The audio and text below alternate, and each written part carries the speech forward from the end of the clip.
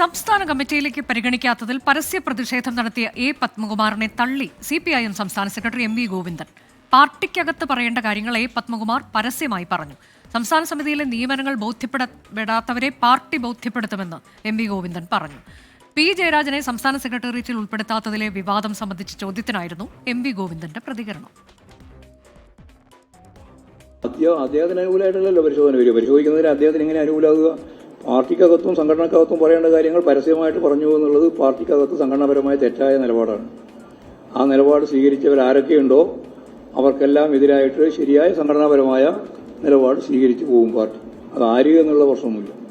ഓരോ മേഖലയിലും നേതാക്കന്മാരെയും പ്രവർത്തകരെയും കണ്ടെത്തുമ്പോൾ അതിന് രണ്ട് കാര്യമാണ് ഞങ്ങൾ അടിസ്ഥാനപരമായി കാണുന്നത്. ഒന്ന് അതിന്റെ മെറിറ്റാണ്, മറ്റൊന്ന് അതിന്റെ മൂല്യമാണ്. അത് വ്യക്തിപരമായിട്ട് ഓരോരാൾക്കും ബോധ്യപ്പെടൽ പ്രശ്നമാണ്. എല്ലാവരും കൂട്ടായിട്ട് ബോധ്യപ്പെടുക വേണ്ടേ?